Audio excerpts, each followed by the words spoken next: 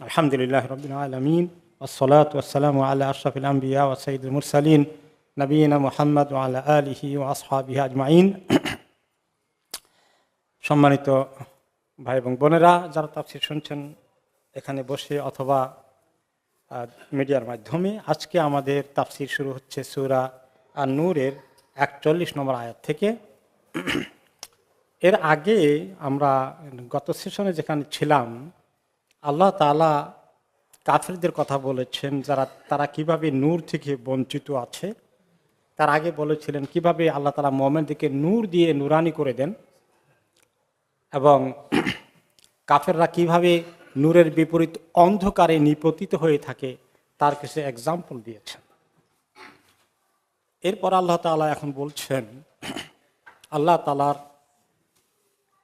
নিজের পরিচয়কে মানুষের কাছে তুলে ধরার জন্যে, তার অস্তিত্ব প্রমাণ সারা সৃষ্টির মধ্যে কিভাবে ছড়িয়ে আছে। এত সুন্দর সৃষ্টি আমাদের চতুর্পাশে আছে, সবগুলো এমনিতেই হয়ে গেল, এটা তো মানুষের কাছে বিশ্বাসযোগ্য হতে পারে না। প্রত্যেকটি জিনিসের একজন মেকার থাকে, একজন কর্ম একেবারে তৈরি যিনি করেন থাকেন, যিনি তৈরি করেন। তৈরি না করলেও কোনো কিছু হয় না। এই যে এমনিতেই হয়ে যায়, এই এমনিতে হওয়ার পিছনে অনেক মেকানিজম কাজ করছে। আল্লাহ তাআলার সৃষ্টির কুদরতের মধ্যে তিনি এগুলো রেখে দিয়েছেন, যেগুলো কাজ করছে সেগুলো অনেক কিছু আছে। আবার কিছু কিছু শক্তিশালী জিনিসকে আমাদের সামনে আজকে আল্লাহ তাআলা আনছেন, তাকে বিশ্বাস করার জন্য, মানুষের কাছে স্রষ্টার যে অস্তিত্ব আছে প্রমাণ করার জন্য। প্রথম শুরু করেছেন তিনি, আলাম তারা আন্নাল্লাহা ইউসাব্বিহু লাহু, আপনি কি দেখেন না যে আল্লাহর জন্য তাসবিহ করছে মান ফিস সামাওয়াতি ওয়াল আরদ, যারা আকাশ এবং জমিনে আছে সবাই, ওয়াত-তায়রু সাফাত, আর এই সারিবদ্ধ থাকা পাখিগুলো এই যে কিচিরমিচির করে, এরাও আল্লাহ তাআলা তাসবিহ করছে। এবং আল্লাহ তাআলার তাসবিহটা কিভাবে করে, এবং তাদের আওয়াজ তো আমরা শুনি একরকম, কিন্তু এগুলো তাদের ভাষার মধ্যে আল্লাহ তাআলা তাসবিহ ঢুকিয়ে দিয়েছেন, তারা তাদের ভাষায় করে। সেই কথা পরের আয়াতে আল্লাহ তাআলা বলছেন, কুল্লুন কাদ আলিমা সলাতাহু ওয়া তাসবিহা, সকল মাখলুক জানতে পেরেছে তার কিভাবে আল্লাহর সামনে সলাত আদায় করতে হবে এবং কিভাবে আল্লাহ তাআলার কাছে তাসবিহ করতে হবে। প্রত্যেকটি মাখলুককে আল্লাহ সে জ্ঞান দিয়ে দিয়েছে।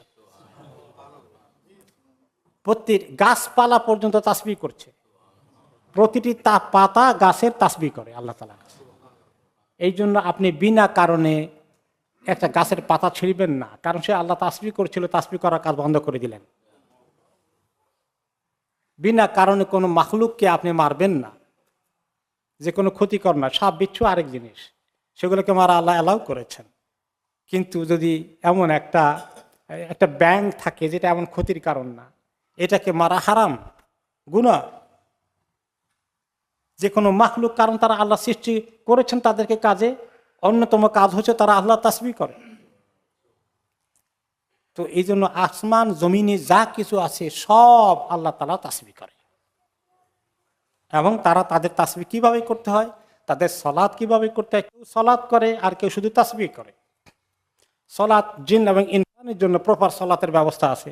ওমা খালাকুল জিন্না ওয়াল ইনসা ইল্লা লিয়াবুদুন, তাদের কাজই হচ্ছে এই ইবাদতের কাজ করা। তাদের জন্য আল্লাহ তাআলা বিশেষ বিশেষ ইবাদত রেখেছেন। আর বাকি মাখলুকগুলোর জন্য তাদের তাসবিহ করার জন্য আল্লাহ তাআলা তাসবিহ শিখিয়ে দিয়েছেন, সেই তাসবিহ তারা করে। তাসবিহ শব্দের অর্থ কি আসলে? সুবহানাল্লাহ আর তাসবিহ একই রুট থেকে এসেছে, সিন বা হা। এবং অনেক আয়াতে সাব্বাহা লিল্লাহি মা ফিস সামাওয়াতি ওয়াল আরদি, ইউসাব্বিহু লাহু মা ফিস সামাওয়াতি ওয়াল আরদি, সব এক জিনিস। সাব্বাহা, ইউসাব্বিহু, তাসবিহ, সুবহানা, এগুলো এক রুট থেকে এসেছে। সবগুলো অর্থ হচ্ছে আল্লাহ তাআলার পবিত্রতার ঘোষণা।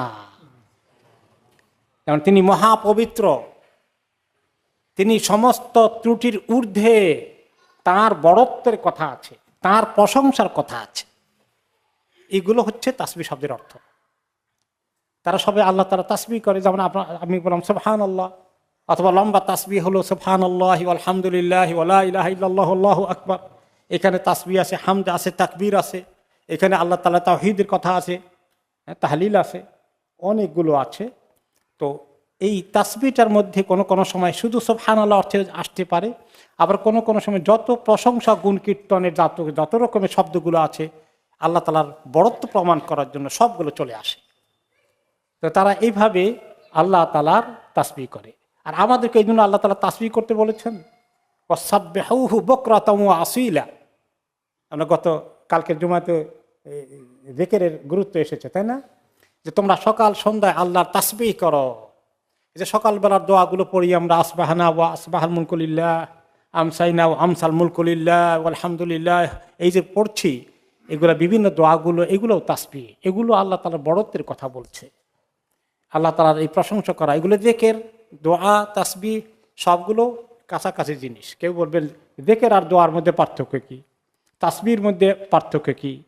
তো আসলে যে কোনো আল্লাহর প্রশংসা সব কিছুই যিকির, এমনকি নামাজও যিকির, আম কথা। আর তাসবিহ হলো কোনো সময় তাসবিহ একটি ছোট্ট অর্থে এসেছে, কোনো সময় বড় অর্থে এসেছে। ছোট্ট অর্থ সুবহানাল্লাহ বলা, এই যে তাসবিহ সুবহানাল্লাহ বলেছি। আবার এই তাসবিহ দ্বারা যত প্রশংসা আছে সবগুলো চলে আসতে পারে। তো এখন পাখিরা কোন তরিকায় করে, কিভাবে করে তা তো আমরা জানি না, কিন্তু আমরা একটা জিনিস নোটিস করি, ভোরবেলায় পাখির কিচিরমিচির শুনতে পাই, তাহাজ্জুদের সময় থেকে শুরু হয়ে যায় তাদের, তাই না? মোরগ ডাক দেয় কোন সময়? তাহাজ্জুদের সময় ডাক দেয়, তাহাজ্জুদের সময় থেকে শুরু হয়ে যায়, তারপরে ফজরের আখ্যান দিয়ে শুরু হয়ে যায়, ফজরের সময় চলতে থাকে তাদের তাসবিহ। আর বাকি তারা কিভাবে করে তার পরিপূর্ণ ধারণা আমাদের কাছে নেই, কিন্তু কিছু আমরা দেখতে পাচ্ছি আংশিক। তো আল্লাহ তাআলা যদি মাখলুকগুলো যাদেরকে ছোট্ট করে তৈরি করেছেন, যাদের দ্বারা আল্লাহ তাআলা অনেক বড় কিছু চান না, তারা কিন্তু আল্লাহ তাআলার নাফরমানি সহজে করে না। আর যাদেরকে বড় কাজের জন্য সৃষ্টি করেছেন, ওমা খালাকুল জিন্না ওয়াল ইনসা ইল্লা লিয়াবুদুন, যাদেরকে বড় কাজের জন্য, বেশি ইবাদতের জন্য সৃষ্টি করেছেন, তারাই আল্লাহ তাআলা নাফরমানি বেশি করে। তো আল্লাহ তাআলা ওগুলোর কথা স্মরণ করে দিয়ে আমাদেরকে বলেন, দেখো এই ছোট মাখলুকগুলো তো আল্লাহ নাফরমানি করে না, তোমাদেরকে একটু স্বাধীনতা দিয়েছি, একটু বেশি জ্ঞান দিয়েছি, বেশি ক্ষমতা দিয়েছি, নাফরমানি করতে তোমরা তাদের থেকে শিখতে পারো না? ওয়ালিল্লাহি মুলকুস সামাওয়াতি ওয়াল আরদ, তার আগে আল্লাহু আলিমুম বিমা ইয়াফআলুন, আল্লাহ তাআলা সব কিছু সম্পর্কে জানেন যা তারা করে। আসমান জমিনে যা কিছু আছে, মানুষ থেকে, ফেরেশতা থেকে, জিন থেকে, শয়তান থেকে, এরপর যত রকমের মাখলুকাত আছে, সমস্ত সৃষ্টি কি করে সবগুলো সম্পর্কে আল্লাহ তাআলা জানেন। তিনি একসঙ্গে সবাইকে দেখতে পান, সব কোন প্রাণীটি কি করছে, কোন পোকা কোথায় আছে, সব তিনি একসঙ্গে দেখতে পাচ্ছেন, তার দৃষ্টিতে আছে। এবং সব কিছু তিনি জানছেন, কার কোন হালত আছে, কার রিজিকের দরকার আছে সেটাও তিনি খবর রাখেন। ওমা মিন দাব্বাতিন ফিল আরদি ইল্লা আলাল্লাহি রিজকুহা, এই সব কিছুর তিনি ইন্তজাম করছেন। তো কত বড় শক্তিশালী আল্লাহ, যিনি আমাদের মাবুদ, যাকে আমরা পেয়েছি। আসল মাবুদকে আল্লাহ তাআলা আমাদেরকে সন্ধান দিয়েছেন। দুনিয়ার কত মানুষ এই মাবুদের ইবাদত থেকে বঞ্চিত হয়ে গেলে বলেন তো। এই জন্য আমাদের সব সময় যে আল্লাহ, আপনি যে আমাকে মুসলিম বানিয়েছেন, আমাকে ইসলাম দিয়েছেন, ঈমান দিয়েছেন, এটি আমার জীবনের সবচেয়ে বড় নিয়ামত। আল্লাহ আলহামদুলিল্লাহ আলা নি'মাতিল ইসলাম, আলহামদুলিল্লাহিল্লাযী হাদানা লিহাযা। এইরকম আমরা সবসময় মনে রাখতে হবে যে আল্লাহ তাআলা কত দয়া করেছেন আমার প্রতি। কত রকম দয়ার কথা বলবো। দেখেন, মাঝে মধ্যে আমি যখন আমার লোকাল মসজিদে নামাজ পড়তে যাই ফজরের সময়, তখন ফজরের আখ্যা দিয়ে শিয়ালগুলো বের হয় খাবার খুঁজতে। লন্ডনে কিন্তু বেশ শিয়াল আছে, আপনারা জানেন। এই ডাস্টবিনের এখানে বেশ আশেপাশে তারা ঘোরাঘুরি করছে, কত কষ্ট করছে, দৌড়াদৌড়ি করছে, মানুষ দেখলে পালাচ্ছে। তো এইটা দেখেও মনে পড়ে, আল্লাহ আপনি আমাকে এরকম একটা মাখলুক বানাতে পারতেন, আর আপনি আমাকে কত শানদার মাখলুক বানিয়েছেন। আমি কি আপনার এই কৃতজ্ঞতা প্রকাশ করছি? আপনি এরকম যদি আমাকে বানাতেন, আমি এরকম জিন্দেগি আমার হতো, তাহলে আমি কত কিছু পেলাম আল্লাহ, এগুলো সব তো আমি মিস করতাম। আর সবচেয়ে বড়, এই শিয়ালগুলো তো জাহান্নামেও যাবে না, জান্নাতেও যাবে না। তা আমাদের জন্য যেমন সুসংবাদ তেমন দুঃসংবাদ। আমরা যদি আল্লাহ তাআলা কবুল করে ফেলেন, আমরা জান্নাতি হয়ে যাব। কত নিয়ামত যার কোনো শেষ নেই। আর যদি আল্লাহর কাছে মাফ চাই, আমরা আটকে যাই, তাহলে এমন এক ঠিকানা আছে, এই শিয়াল সেই বড় বিপদে নাই আর যে বিপদে আমি আছি। এগুলা সবসময় চিন্তা করতে হবে ভাইরা, চিন্তা করবেন। মুমিন সবসময় চিন্তা করবে আকাশ জমিনের সৃষ্টি সবকিছু। একটা মাখলুক দেখে হচ্ছে আমরা লেসন নিতে পারি। আমরা শুধু আমাদের ধান্দার মধ্যে থাকি, দুনিয়ার মধ্যে থাকি, এগুলো আমাদের দৃষ্টি আকর্ষণ করে না, আমরা লেসন নিতে পারি না। প্রত্যেকটি জিনিসের মধ্যে আমাদের অনেক সময় লেসন নেওয়ার, জরুরি লেসন নেওয়ার সুযোগ চলে আসে। ওয়ালিল্লাহি মুলকুস সামাওয়াতি ওয়াল আরদি ওয়া ইলাল্লাহিল মাসির। এভাবেই সমস্ত আকাশ জমিনের সমস্ত সৃষ্টির মালিকানা কার হাতে? আল্লাহ তাআলার হাতে। সমস্ত মালিক তিনি। এবং মনে রেখো, তার কাছে সবাইকে যেতে হবে। আজকে যারা দুনিয়ার মধ্যে অনেক কিছুর মালিক হয়ে গেছে, তারা যদি মনে করতো যে আমাদের আল্লাহর কাছে যেতে হবে, সেখানে হিসাব চাওয়া হবে, তারা কোনো এরকম ক্রাইম করতে পারতো? এরকম অন্যায় করতে পারতো যারা করে আজকে? দুষ্কৃতিকারীরা যারা জমিনকে ফাঁসা দিয়ে ভরপুর করে দিয়েছে, এই কথা মনে করিয়ে দিচ্ছেন আল্লাহ যে ওয়া ইলাল্লাহিল মাসির, মনে রেখো তোমাকে যেতে হবে আল্লাহর কাছে, তার কাছে ফেরত যেতেই হবে। তোমার দুনিয়ার মধ্যে যদি 20 বছর, 30 বছর, 50 বছর তোমার অনেক অপরাধ, সমস্ত দুনিয়ার সম্পদ তোমার কুক্ষিগত হয়ে যায়, তুমি যদি দণ্ডমুণ্ডের মালিক হয়ে যাও, এর একদিন শেষ আছে। কয়েকশো বছর আছে নাকি এক একজনের হায়াত? সুবহানাল্লাহ। যাদের লম্বা হায়াত পেয়েছে কত পায়? 70, 80, 100। এর উপরে যদি কিছু হয়, ওই হায়াতের কোনো মূল্যই নেই। তো এরপরে তো যেতে হবে এক জায়গায়। এই জন্য কথাটা মনে রাখতে হবে, ওয়া ইলাল্লাহিল মাসির। আল্লাহ তাআলা মনে করিয়ে দিচ্ছেন তোমাকে আল্লাহর কাছে যেতেই হবে, সেখানে তোমাকে ধরা হবে। এরপরে আল্লাহ তাআলা এখন বললেন যে সমস্ত সৃষ্টির তাসবিহ করে, আর আকাশ জমিনের মালিক তিনি। এখন পরের আয়াতে আল্লাহ তাআলা বলছেন 43 নম্বর আয়াতে, আলাম তারা আন্নাল্লাহা ইউজজি সাহাবা। আপনি কি দেখেন না যে আল্লাহ তাআলা এই মাথার উপরে যে আমাদের মেঘ আছে আকাশে, এটাকে কিভাবে আল্লাহ তাআলা চালিয়ে নেন, হাঁকিয়ে নিয়ে যান? মেঘ কি এক জায়গায় দণ্ডায়মান থাকে সব সময়? কি করে? চলে, যাচ্ছে, জার্নি আছে। কোথায় যায়, কোন জায়গা থেকে কোন জায়গায় যাবে, এগুলা কে করেন? আল্লাহ তাআলা পরিচালনা করেন। কোথায় মেঘ হলো আর কোথায় বৃষ্টি হবে জানেন? মেঘ তো সাগর থেকে হয়েছে, জলীয় বাষ্প এসেছে পানি থেকে। মেনলি পানি তো বেশি সাগরে না জমিনে? সাগরে পানি বেশি, জমিনে অল্প কিছু নদী নালা আছে। তো এইগুলো জলীয় বাষ্প উঠছে উঠছে কোথায়? আমাদের দেশের কথা বলি বঙ্গোপসাগর, কিন্তু বৃষ্টি হবে হিমালয় পাহাড়ের কাছে গিয়ে, তাই না? তো এই যে উঠে এগুলোকে, বাষ্পগুলোকে আস্তে আস্তে মেঘ হয়, সেগুলোর কিছু সায়েন্টিফিক একটু ধারণা আল্লাহ তাআলা দিচ্ছেন। বিজ্ঞানীরা এগুলাকে রিসার্চ করলে আরও চমৎকার সায়েন্টিফিক ফর্মুলাগুলো তারা পাবে। আল্লাহ তাআলা বলছেন যে আল্লাহ তাআলা হাঁকিয়ে নিয়ে যান মেঘগুলোকে, সুম্মা ইউআল্লিফু বাইনাহু, এবং প্রথম দিকে তারা এরকম আলাদা আলাদা থাকে, মনে হয় যেন তারা একটা টুকরা নয়। এরকম করে জলীয় বাষ্প যখন প্রাথমিক আকারে থাকে, হালকা মেঘের, এটা একটা টুকরা বোঝা যায় না। কিন্তু কিছুক্ষণ পরে যেটা আরেকটু ঘন হয়, তখন এগুলা মনে হয় কি হয়, ইউআল্লিফু, আল্লাহ তাআলা এগুলাকে জমায়েত করছেন। আল্লাহ তাআলা এগুলাকে টুকরা টুকরা আছে, কোনো সময় এখানে এক টুকরা আছে, ওখানে এক টুকরা আছে, এরকমও আছে, তাই না? হ্যাঁ, এগুলাকে প্লেনে উঠলে তো চমৎকার ভাবে দেখা যায়। তারপর দেখা যাচ্ছে, আমরা নিচের থেকেও দেখি যে পরে ছোট ছোট টুকরাগুলো এখন দেখা যাচ্ছে বিশাল টুকরা জমা হয়ে গেছে। তা আল্লাহ তাআলা বলে যে টুকরা টুকরা থেকে এগুলোকে বিরাট জমায়েত করে ফেলেন আল্লাহ তাআলা। বিশাল ম্যাগের একটা বিশাল চাটান তৈরি হয়ে আছে। এরপরে সুম্মা ইয়াজআলহু রুকামা, অতঃপর প্রথম দিকে এই মেঘগুলো একটু হালকা থাকে, খুব ভারী না। এরপরে আস্তে আস্তে মেঘগুলো কি হয়ে যায়, রুকামান আই কাসিফান মুতারাকিমান বা'দাহু ফাওকা বা'দ, এগুলো তখন এত পুরু হয়ে যায়, পুরু মোটা অনেক। আগে একটু হালকা ছিল, এখন বিশাল। এগুলো মানে একটা হালকা একটা ছাদের মতো না, অনেক ব্যাপ্তি আছে, এগুলো খুব ভারী হয়ে যায়। এমন ভারী হয় আস্তে আস্তে, ভারী হতে হতে এরপরে এটা বর্ষণের সময় চলে আসে, বৃষ্টি বর্ষণের সময় চলে আসে। বৃষ্টি হওয়ার আগে এটা অনেক ভারী হয়ে যায়, হালকা থাকে না, অনেক ভারী হয়ে যায়।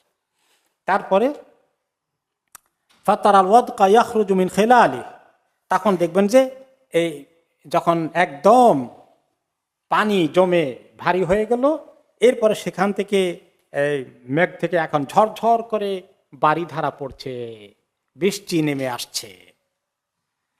এই বৃষ্টি চলে আসে তখন এই কেমন হয়, এই বৃষ্টিটা মনে হয় যে এত বড় পাহাড় থেকে আসে, মানে এত বড় সাইজের মেঘ থেকে আসে, মনে হয় না মেঘটা একটা পাহাড়ের সমান হয়ে গেল।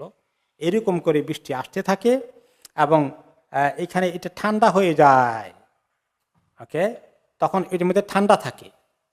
মিন জিবালিন ফিহা মিন বারাদ, তখন ওই মেঘটা নামে, এর মধ্যে ঠান্ডা আছে। আপনি যখন দেখবেন বৃষ্টি ছাড়া শিলা পাথরের মতো যখন নামে, এটা বরফের মতো না, ঠান্ডা, বারাদ মিন বারাদিন, এটা তখন একেবারে ঠান্ডা বরফের মতো হয়ে যায়। তারপর সেখান থেকেই আসলে বরফের মতো ওখান থেকেই কিন্তু পানিটা আসে। কোনো সময় শিলা বৃষ্টি হয়, তো আল্লাহ তাআলা পানির যে কথা বলেছেন সেটা আরেক সূরা, সূরা নাবাতে বলেছেন, সাজ্জাজা বলেছেন যে আমি যাতে করে বড় বড় টুকরা না পড়ে এই জন্য আমি চালনির মতো করে দিয়েছি। চালনি, যে শো করে চালনি দিয়ে পানি পড়ে, বরফের টুকরা পড়ে না সবসময়, কিন্তু মাঝে মধ্যে আল্লাহ তাআলা চালনি একটু ফাঁক বড় করে দেন অথবা সরিয়ে দেন, তখন পাথর পড়ে, বড় বড় পাথর, শিলা পাথর পড়ে, ঠিক কি না? সবগুলো আল্লাহ তাআলা বলছেন যে কি মেকানিজম সেখানে কাজ করছে। হ্যাঁ, তো এরকম কোনো সময় এর মধ্যে অনেক ঠান্ডা থাকে, আর সেখান থেকেই এই ঠান্ডাটা অনেকেই ওই মেঘ থেকে অনেক সময় ঠান্ডা আসে। যখন মেঘলা হয়ে যায়, জমিনটা কি গরম হয়ে যায় না ঠান্ডা হয়ে যায়? ঠান্ডা হয়ে যায়, মেঘের মধ্যে ঠান্ডা আসে। আমরা যখন গরমকালে গ্রামে হেঁটেছি, মনে আছে তো, মাইলের পর মাইল, ইস চৈত্র মাসের গরম, বৈশাখ মাসের গরম, আল্লাহ একটু মেঘ যদি আসতো। মেঘ যেই আসলো, মাশাআল্লাহ, মেঘ মানে বৃষ্টি হয় নাই, জাস্ট মাথার উপরে মেঘ আছে, ছায়াটা, এই ছায়াটা আমাদেরকে ঠান্ডা দিয়েছে। তাহলে ওই মেঘে কত কত দূরে মেঘ, ওইটার ছায়া আপনার মাথায় পড়লো, রোদটা চলে গেল, আপনার কাছে আরাম লাগছে। আল্লাহ তাআলা বলছেন যে এভাবে করে আমি দেই যে ঠান্ডা হয়ে যায়। আবার কোনো সময় শিলাবৃষ্টি পড়ে, কোনো সময় ওই মেঘ থেকেই আবার বরফ পড়ে। এই যে বরফ পড়ে, যে এটা আসলে ওই মেঘ থেকেই আসে, এটা অন্য তরিকায় আসছে, বৃষ্টির তরিকায় না। তো এই জন্য আমাদের সকালবেলায় অনেক সময় আমাদের দেশে এরকম বরফ পড়ে না, কিন্তু সকালবেলা এটা কি জানি বলে, আমাদের শীতকালে পড়ে কুয়াশা। এই কুয়াশাও কিন্তু আসলে ওই উপর থেকে আসা জিনিস, ওই মেঘ থেকে আসা জিনিস। কত রকমের দেখছেন, কত মেকানিজম আল্লাহ তাআলার কাছে আছে। ফাইয়ুসিবু বিহি মান ইয়াশা, এখন এই যে আকাশ থেকে নামে, এগুলো নেমে যখন বৃষ্টির আকারে নামে, অনেক জায়গায় অনেক ফায়দা হয় এবং সেখানে ফসল ভালো ফলে। যদি বৃষ্টি না হয়, খরা হয়, অনাবৃষ্টি হয়, তাহলে ফসল ফলবে? আর যদি হয় কোনো জায়গায় দুর্বল, একেবারে সামান্য, আর যখন সুন্দর করে বৃষ্টি হবে, তখন আল্লাহ দিলে মাশাআল্লাহ অনেক বরকত হবে। আনজালনা মিনাস সামাই মাআম মুবারাকা, আল্লাহ তাআলা বলেন আসমান থেকে যে পানি বর্ষণ করি, এটা বরকতওয়ালা। এর দুটো অর্থ আছে, যে এর মধ্যে এত বরকত যে আপনি সেচ দিলে, মেশিন দিয়ে পানি উঠিয়ে যে কোনো তরিকা সেচ দিলে, এগ্রিকালচার যে করি আমরা, ওটার যে পানির ফায়দা আর বৃষ্টির পানির ফায়দা কি সমান? না। আপনি এক পশলা বৃষ্টি হয়েছে, পরের দিন খেতে গিয়ে দেখেন ক্ষেতের চেহারা চেঞ্জ হয়ে গেছে, সবুজের সমারোহ সেখানে শুরু হয়ে গেছে, একদম চিকচিক করা সবুজ। এটা মোবারক। অপর দিক থেকে মোবারকের আরেকটি অর্থ আছে, বৃষ্টির পানিতে আল্লাহ শেফা রেখেছেন। এই জন্য আমাদের দেশে তো আমরা এত বৃষ্টি পেয়েছি, এখানে তো সহজে পাওয়া যায় না, পেলেও আমার ফ্যাসিলিটিস নাই। বৃষ্টির পানিকে যদি ধরে রাখা যায় কোনো পাত্রের মধ্যে, ওটা পান করা যায়, এটার মধ্যে এক ধরনের শেফা আছে, এটা অনেক ভালো, মোবারক, আল্লাহ তাআলা বলেছেন। এই জন্য যারা মনে করেন বিভিন্ন রকম জাদু টোনা বা এই জাতীয় রুকিয়ার কেসের যারা ভিকটিম, তাদের জন্য যদি বৃষ্টির পানি জোগাড় করে রাখা যায় আর সেটার মধ্যে কোরআনের আয়াত পড়ে ফু দিয়ে রুকিয়া করা যায়, রুকিয়া পড়া যায়, তাহলে ওই পানিটা কিন্তু শেফার জন্য কাজ করবে ভালো। আমাদের দেশে মাঝে মধ্যে আমরা এটা জোগাড় করতে হবে এমনি খাওয়ার জন্য আর কি, কোনো কোনো জায়গায় এটা করতো, যেখানে পানির কিছু অভাব থেকে দূর থেকে আনতে হয়, কিন্তু নর্মালি লোকেরা করে না।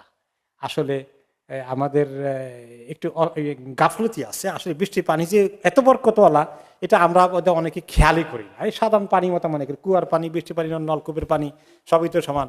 কেউ হয়তো মনে করে পাইপের পানি বোধহয় আরো বেশি মোবারক, নাউজুবিল্লাহ। ওই যে পাইপের পানি আমরা খাই বিভিন্ন ঢাকা থেকে শুরু করে বিভিন্ন শহরে, যে মাটির নিচ থেকে উঠায়, এই পানির মধ্যে অনেক আয়রন থাকে, এটা অনেক ক্ষতিকর দিক আছে। নলকূপের পানিতে অনেক আয়রন থাকে, লোহা ক্ষতিকর, এই ক্ষতিকর লোহা, এই আর্সেনিক যেটাকে বলে আর্সেনিক। আর বৃষ্টির পানি যদি জমা করে রাখা যায়, মাশাআল্লাহ, নেমা নেমা। তো আল্লাহ তাআলা বলেন যে কোনো কোনো জায়গায় ফাইয়ুসিবু বিহি মান ইয়াশা, কোনো কোনো জায়গায় এটা দেন আল্লাহ তাআলা, তো আবার কোনো কোনো জায়গায় দিলে আবার বেশি করে দিয়ে দেন আযাব দেওয়ার জন্য। পানি কোনো সময় রহমত হয়ে যায়, কোনো সময় কষ্টের কারণ হয়ে যায়, বন্যায় ডুবে গেল সব। আল্লাহ তাআলা মানে সব কন্ট্রোল আল্লাহ তাআলার হাতে। কাজে বৃষ্টি দেখলেই যে সবসময় খায়ের হবে, এই খায়েরকে আল্লাহ তাআলা মানুষের গুনার কারণে অনেক সময় মানুষের ক্ষতির জন্য আল্লাহ তাআলা আযাব হিসাবে দিয়ে দেন। বন্যায় মানুষ মারা যাচ্ছে, তার তামসা আমরা গত কয়েক মাস আগে দেখলাম, পাকিস্তানে, বাংলাদেশে, আপনার আফগানিস্তানে, ইরানে কত জায়গায় বন্যা হয়ে গেল। এই পানিটা নিয়ামত, এই নিয়ামত মোবারক পানি উল্টে গেল, কারণ মানুষ যখন আল্লাহ নাফরমানি করে, আল্লাহ নিয়ামত গুলোকে আল্লাহ তাআলা তখন নিয়ামতের পরিবর্তে আযাব হিসাবে পাঠিয়ে দেন।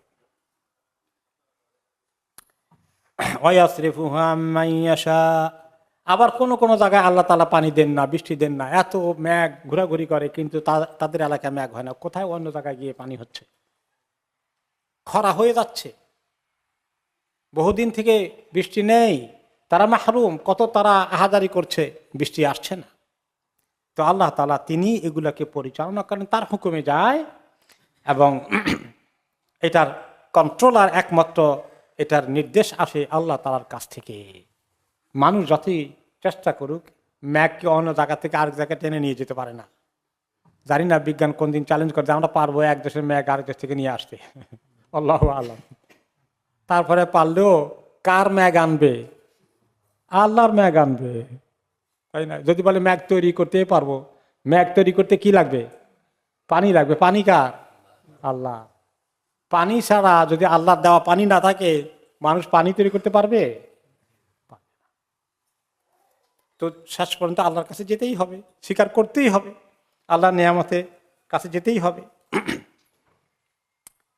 এরপরে আল্লাহ তাআলা মেঘের কথা আর একটু বলছেন, যে মেঘের এই কুদরত দেখিয়ে আমাদেরকে আল্লাহ তাআলা সৃষ্টিকর্তার সৃষ্টির ক্ষমতাকে আমাদের সামনে তুলে ধরছেন, যেন আল্লাহকে আমরা সেভাবে সম্মান করি, মর্যাদা করি, তার কথা যেন আমরা মানি, তার সঙ্গে যেন নাফরমানি না করি। মেঘের কথা আরো কি বলছেন? ইয়াকাদু সানা বারকে, এই মেঘের মধ্যে আরেকটা জিনিস আছে, যখন এই মেঘে সংঘর্ষ হয়ে কি হয়? বিজলির চমক আসে। এই বিজলির চমকানো, এই চমকটা এত পাওয়ারফুল হয়, এত শক্তিশালী, মনে হয় যেন কেউ বাইরে থাকলে তার চোখটাই বোধহয় শেষ হয়ে যাবে। এই বিজলির চমক মনে তার চোখের আলোকে নিভিয়ে দিবে, এত পাওয়ারফুল। এই ক্ষণিকের মধ্যে, সেকেন্ডের মধ্যে চলে এসে সারা দুনিয়া মনে হয় যেন কেমন করে এই চমকানিতে ঝলসিয়ে উঠলো। আর মানুষ সঙ্গে সঙ্গে কোথায় লুকাবে, নিজেকে হাইড করার চেষ্টা করে, চোখকে মানুষ খুলে থাকতে পারে কেউ? আমি চমকানি দেখবো পারে? সঙ্গে সঙ্গে মানুষের চোখ বন্ধ হয়ে আসে অটোমেটিক্যালি। এটা ভয়ে মনে হয় যেন এত আতঙ্কগ্রস্ত হয়ে গেল যে এটা মনে হয় তার চোখকে নিয়ে যাবে।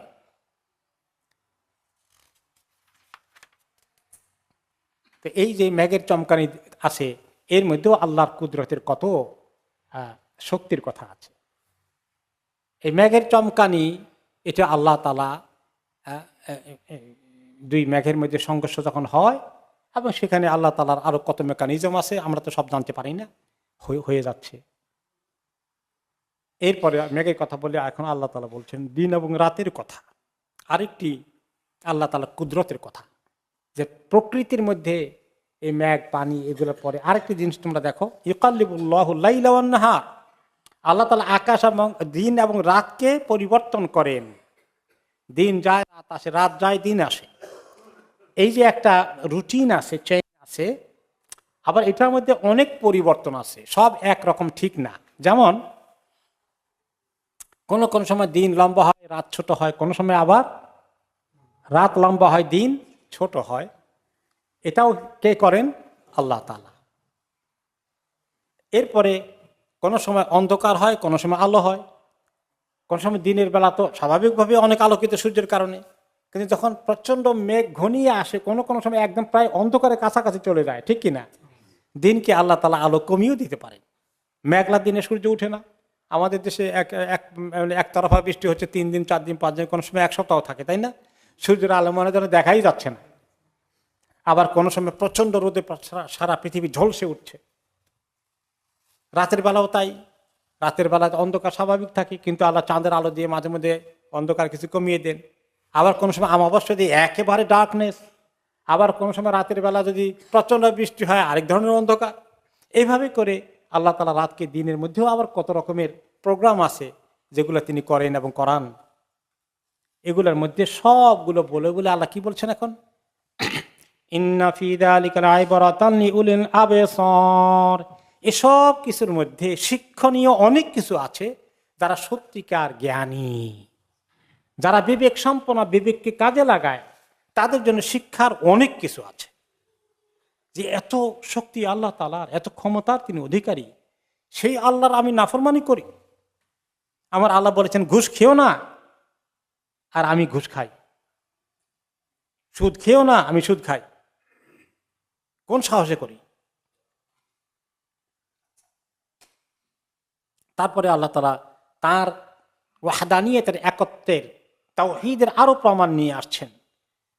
আল্লাহু খালাকা কুল্লা দাব্বাতিন মিম্মা, আল্লাহ তাআলা প্রত্যেকটি প্রাণীকে পশুকে সৃষ্টি করেছেন পানি থেকে। আল্লাহ তাআলা প্রত্যেকটি জিনিসকে, প্রাণীকে সৃষ্টি করেছেন পানি থেকে। ওকে, এখন পানি থেকে সৃষ্টি করার কারণ হলো যে পানি যদি না থাকে তাহলে তো কোনো মানুষের জীবনই থাকবে না, কোনো প্রাণীর জীবন থাকবে না, আবার আর কিছু এই পৃথিবীতে সৃষ্টি হওয়ার কোনো সুযোগ নাই। আবার সৃষ্টির মধ্যেও মানুষের যখন সৃষ্টি হয় তখনও পানি থাকে, পানির মতোই আসে। এমন একটা পানির জিনিস থেকে আল্লাহ মানুষকে সৃষ্টি করেছেন। তাহলে সৃষ্টির গোড়ার মধ্যে শুধু পানি থেকে আসলে সমস্ত মাখলুকের মূল কি ছিল? পানি। আল্লাহ তাআলা যখন এগুলা আকাশ জমিন সৃষ্টি করার আগে কানা আরশুহু আলাল মা, তার আরশ ছিল এবং তার নিচে শুধু ছিল, সৃষ্টির মধ্যে কি ছিল? পানি, আর কিছু নেই। তাহলে পানি সৃষ্টির অরিজিন, এরপরে মাটি ইত্যাদি অনেক কিছু হয়েছে। যদিও আমাদের আদমের সৃষ্টি অরিজিন মাটি বলা হয়, কিন্তু মাটির আগে কি ছিল? পানি। তা এই জন্য এখন এই পানি আমাদের সৃষ্টির মধ্যে, জন্মের মধ্যে একটা বাচ্চার মায়ের পেটে আসার জন্য পানি কাজ করে। যদি পরবর্তী পর্যায়ে মাটির শরীর যোগ হয় এই পানির মধ্যে, আস্তে আস্তে বাড়তে থাকে। পানি আর মাটি, কুল্লুকুম মিন তুরাব, এই জন্য হাদিসে বলা হয়েছে তোমরা মাটি থেকে হয়েছ। তো কাজেই পানি আর মাটি এই দুটো অরিজিনাল আমাদের শরীরের উপাদান। তো পানি দিয়ে শুরু হয়, আর পুরো শরীরের মূল উপাদানের মধ্যে প্রচুর পরিমাণ মাটি আছে। এরপরে পানির পরিমাণ বেশি। শরীরের কত অংশ পানি? 70% না 70%? আমাদের শরীরে 70% পানি। ওকে, তো কাজে এই পানির পরিমাণ স্টিল বেশি, যদিও মাটি অংশ আছে। আল্লাহু খালাকা কুল্লা দাব্বাতিন মিম্মা, আল্লাহ তাআলা প্রত্যেকটি প্রাণীকে পানি থেকে সৃষ্টি করেছে। এখন এই প্রাণীগুলো কি সব একরকম? কত রকমের প্রাণী আছে? ফামিন হুম্মান ইয়ামশি আলা বাতনি, কিছু কিছু প্রাণী আছে যারা পেটের উপরে দিয়ে চলে, সরীসৃপ জাতীয় প্রাণী, সাপ, এদের পা আছে নেই, এরকম সরীসৃপ এরকম পেট দিয়ে এরকম করে চলে এবং দ্রুত গতিতেও যেতে পারে। সাপরা আপনি কম্পিটিশন করলে কে আগে যাবে? সাপ আগে যাবে। পেটে দিয়েছে, হাতটা মানে পাওটাও কিছু না, তাও এত দ্রুত গতিতে যেতে পারে। সুবহানাল্লাহ, আল্লাহর অপূর্ব কুদরত। সবচেয়ে বড় কঠিনটা হাত পা কিছু না, কিন্তু এভাবে চলতে পারে, ওইটা আগে আল্লাহ তাআলা উল্লেখ করেছেন। সবচেয়ে মানে মানুষের দৃষ্টিতে অসম্ভব মনে হয় যেটা, সেটা আল্লাহ সৃষ্টি করেছেন, যে পেট দিয়ে হেঁটে এত দূরে যায়। কোন কোন সাপ উঠতে পারে, সব সাপ পারে না, যাই হোক। হ্যাঁ, অমিন হুম্মা ইয়ামশি আলা রিজলাইন, এরপরে আবার কিছু প্রাণী আছে যারা দুই পা দিয়ে হাঁটে। সেই প্রাণীগুলো কারা কারা? এক নম্বরে মানুষ, আরো কিছু আছে, হাঁস মুরগি কিছু আছে, এই জাতীয় কিছু আছে। এটা দুই নম্বরটা, দ্বিতীয় কিসম। তৃতীয় কিসম হচ্ছেন অমিন হুম্মা ইয়ামশি আলা আরবা, কিছু কিছু আছে প্রাণী তারা চার পা দিয়ে চলে। গরু ছাগল থেকে শুরু করে অনেক পশুগুলো চার পা দিয়ে চলে। তাহলে চার পাওয়ালা আছে, দুই পাওয়ালা আছে আল্লাহ সৃষ্টি, কোনো পা ছাড়া তারাও চলতে পারে, এরকম প্রাণীও আছে। তো আল্লাহ তাআলা যে এগুলো পারেন, ইয়াখলুকুল্লাহু মা ইয়াশা, আল্লাহ যা চান তাই সৃষ্টি করতে সক্ষম। আল্লাহ তাআলার কাছে এখানে কোনো সীমাবদ্ধতা নেই। তা এর মধ্যে আল্লাহ তাআলা আমাদেরকে বাছাই করলেন কোন সৃষ্টি, ক নম্বরটা? 3 নম্বরটা, না 2 নম্বরটা, মাঝখানেরটা। এখন সব দিক থেকে দেখতে সুন্দর ক নম্বরটা? মধ্যখানেরটা। আমরা যে পা দিয়ে এরকম করে হাঁটতাম কেমন লাগতো? সুবহানাল্লাহ। 4 পা দিয়ে হাঁটলে মাথাটা নিচের দিকে আমরা করে দিত। 2 পায়ে খাড়িয়ে আছি, দাঁড়িয়ে আছে। মানুষকে আল্লাহ আশরাফুল মাখলুকাত করেছেন। ওয়ালাকাদ কাররামনা বানি আদম, সম্মানিত করে সৃষ্টি করেছে। তো আল্লাহ চাইলে আমাদেরকে অন্যভাবে সৃষ্টি করতে পারতেন। ইন্নাল্লাহা আলা কুল্লি শাইইন কাদির, আল্লাহ তাআলা সব কিছু করতে সক্ষম, কোনো কঠিন কিছু নেই। তিনি কুন বললেই ফায়াকুন, হয়ে যায়।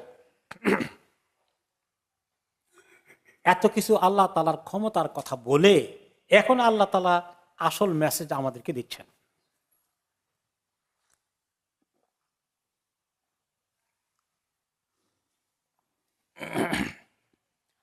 লাকাদ আনজালনা আয়াতিম মুবাইয়িনাত, আমি নাজিল করেছি অত্যন্ত সুস্পষ্ট আয়াতগুলো।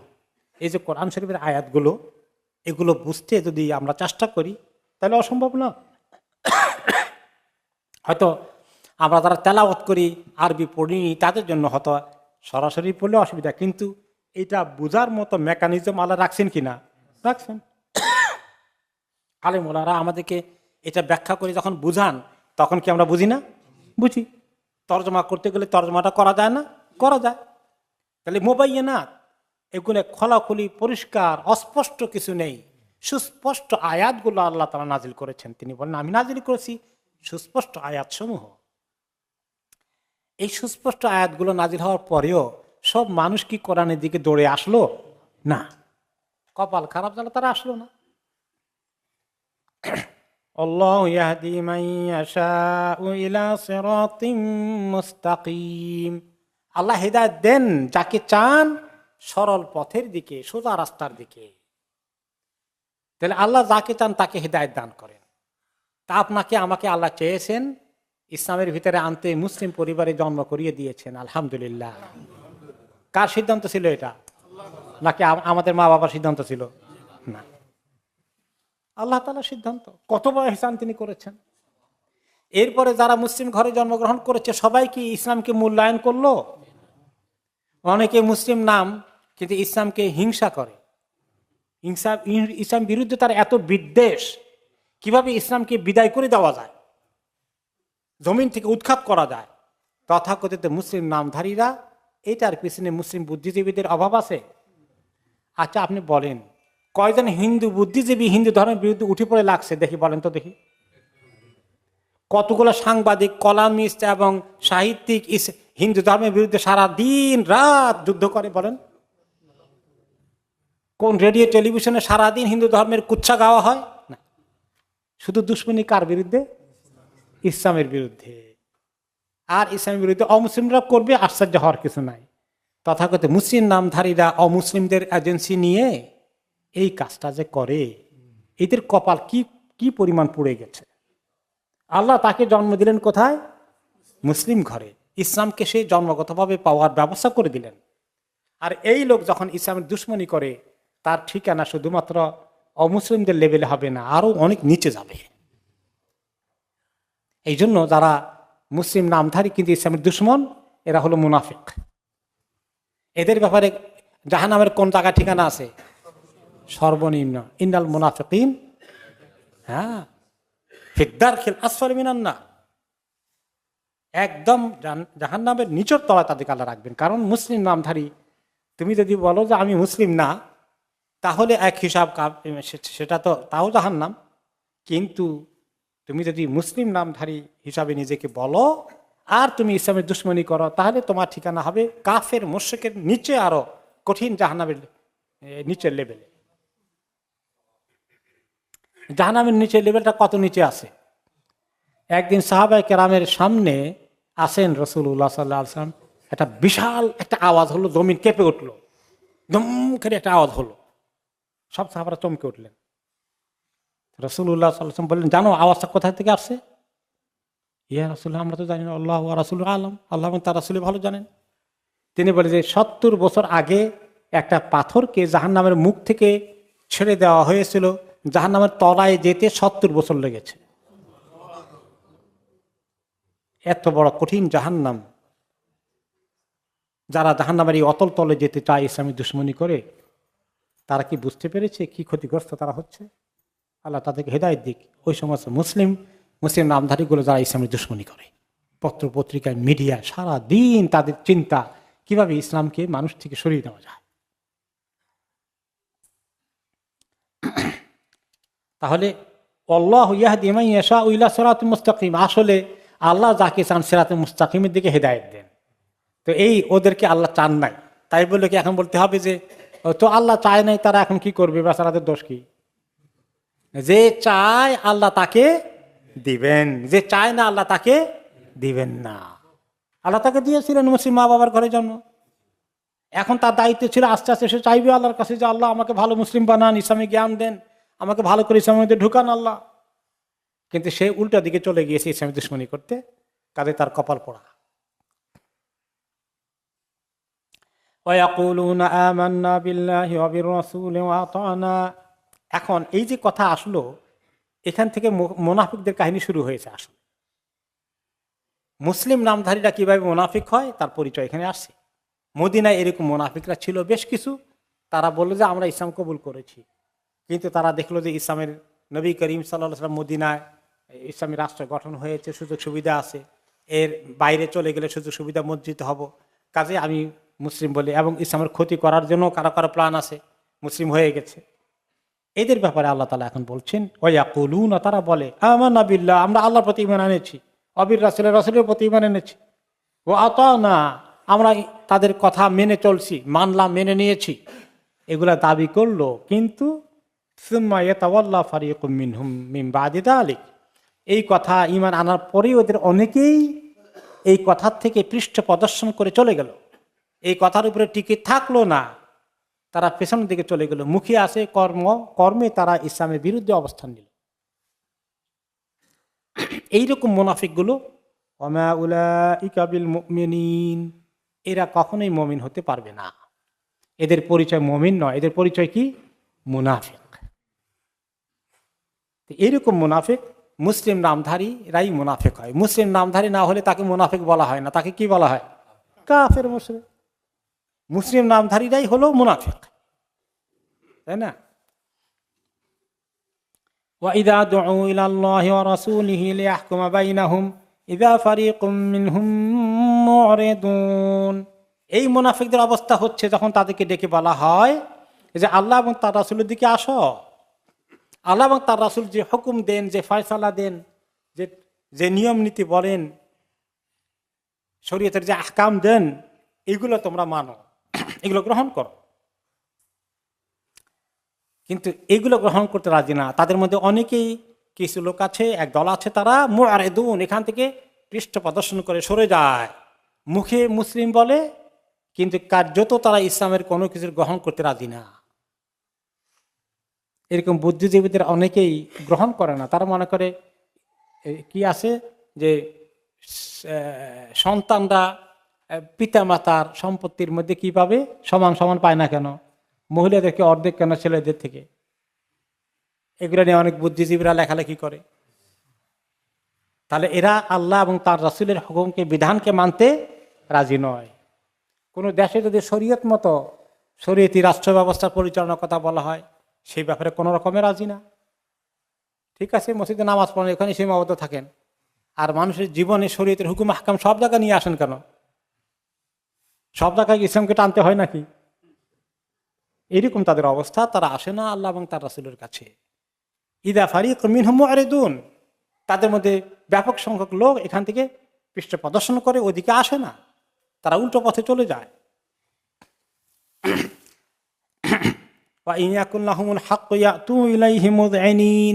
এই মুনাফিকদের মদিনায় পরিচয় ছিল, যদি কোনো সময় তাদের আবার ইসলামের কারণে কোনো সুযোগ পাওয়ার ব্যবস্থা থাকে, তাদের পক্ষে যায়, তখন দৌড়ে চলে আসে যে হ্যাঁ আমরা তো মুসলিম। তা মানে যদি মদিনায় কোনো সময় ইসলামের বিজয় হয়, অন্য সময় কিছু গনিমতের মাল আসে, তারা সবাই ভাগ পায়, আমাদেরকে দেন, আমরা তো মুসলিম। আর যখন যুদ্ধ জিহাদের জন্য ডাক দিচ্ছে, তখন তারা ওদের নিয়ে চলে আসে, তাই না? এখন যখন দরকার হয় ইসলামকে ব্যবহার করে। এটা আপনি দেখবেন অনেক মুসলিম দেশে যারা ইসলামের দুশ্মনী করে, ইলেকশন আসলে পরে দেখা যায় মসজিদে গিয়ে জুমার মধ্যে বক্তৃতা করে, মাথা টুপিটা লাগিয়ে দিয়ে। তখন মাথার মধ্যে টুপিটা আবার লাগায়, একদিন ইসলামী লেবাস পোশাক নিয়ে এখন ভোটের জন্য আসছে। ইসলামের দরকার হয় কোন সময়? তার যখন কাজে লাগবে, তার নিজের কাজে ব্যবহার করার জন্য ইসলামকে ব্যবহার করে। যখন এই ব্যবহার শেষ, তখন সে ইসলাম বিরুদ্ধে অবস্থান গ্রহণ করে। ঠিক মদিনা মুনাফিকদের এইরকম চরিত্র বর্তমান জামানায় পাওয়া যায়। আফি কুলুবিহিম মারাদুন আমির তাবু, তাদের অন্তরে কি আসলে রোগ আছে? তাদের কলবের মধ্যে রোগ আছে, অন্তরের মধ্যে রোগ আছে। আল্লাহর দিন, আল্লাহর প্রতি ঈমান তারা এরকম খোলাখুলিভাবে পরিষ্কারভাবে আনতে পারছে না। দুনিয়া তাদের দিলের ভিতরে আছে, বিভিন্ন রকমের শয়তানি কুমন্ত্রণা, টাকা পয়সা, ক্ষমতা, পজিশন, হ্যাঁ, এগুলোর তাদের শুধুমাত্র দরকার। আর আল্লাহর মাবুদ হিসাবে গ্রহণ করার চিন্তা তাদের মাথায় নেই। আমির তাবু, নাকি তারা শোভা সন্দেহে পড়ে গেছে, তাদের মধ্যে ইয়াকিন নাই, শোভা সন্দেহ। অনেকে আছে আর কি, ইমান ইয়াকিন বলতে নাই। তো বাপ দাদা তরিকায় সবাই মুসলিম ছিল, এখন আমি মুসলিম না থেকে কি করি, কতটুকুন ঠিক আল্লাহ ভালো জানে, খোঁজ খবর নাই, লেখাপড়া করে না, তার ভিতরে এইরকম কোনো ইয়াকিন নাই, শোভা সন্দেহ জায়গা নিয়েছে।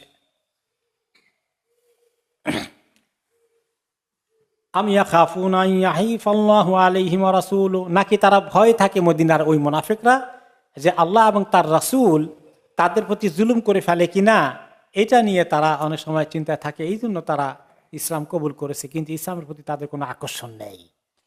তো এই আমাদের সমাজে বেশ কিছু লোক আছে যারা ইসলামের ভিতরে থাকাটা পছন্দ করে না, কিন্তু বলতে পারে না আমি ইসলামের মধ্যে নাই, আমি নাস্তিক হয়ে গেলাম, সাহস করে বলতে পারে না। আমাকে একদিন বললেন, তাদের এলাকার কিছু খুব উঁচু ধরনের কিছু জিনিস, কিছু লোকজন আছে যে ঈদের দিনে পর্যন্ত তারা দেশে থাকে না, ঈদের নামাজ পড়তে হবে না, লোকেরা সিসি করবে, অন্য দেশে চলে যায়। জুমার নামাজ তো পড়ে না, 5 ওয়াক্ত নামাজও নাই, জুমার নামাজও নাই, ঈদের নামাজও নামাজ পড়া লাগবে না, হলে যদি ঘরে থাকে লোকেরা তো থুতু মারবে চেহারার মধ্যে। এই ঈদের নামাজের মুসিবত থেকে বাঁচার জন্য তারা অন্য দেশে সিঙ্গাপুর চলে গিয়ে ফুর্তি করে আসে। স্পেসিফিকলি চীনে এইভাবে আমাকে বললেন কিছু ভাই। তো তাদের অবস্থা হচ্ছে যে তারা আসলে ইসলামের ব্যাপারে তাদের এত অবিশ্বাস এবং ইয়াকিনের এত অভাব বরঞ্চ আল্লাহ এবং তার রাসূল তাদেরকে যেন কোনো কারণে জুলুম করে ফেলে কিনা এইটার ভয়ে তারা কোনো রকমে থাকে ইসলামের ভিতরে, মানুষ না হলে তাদেরকে তাড়া করে ফিরত, অমুসলিম মনে করে তাদের থেকে দূরে সরে যেত। বাল উলাইকা হুমুজ জালিমুন, এরা আসলে জালিম। তারা জালিম, নিজের উপরে জুলুম করে সবার আগে, অন্যের উপরে জুলুম করে জালিমরা, এটা ঠিক।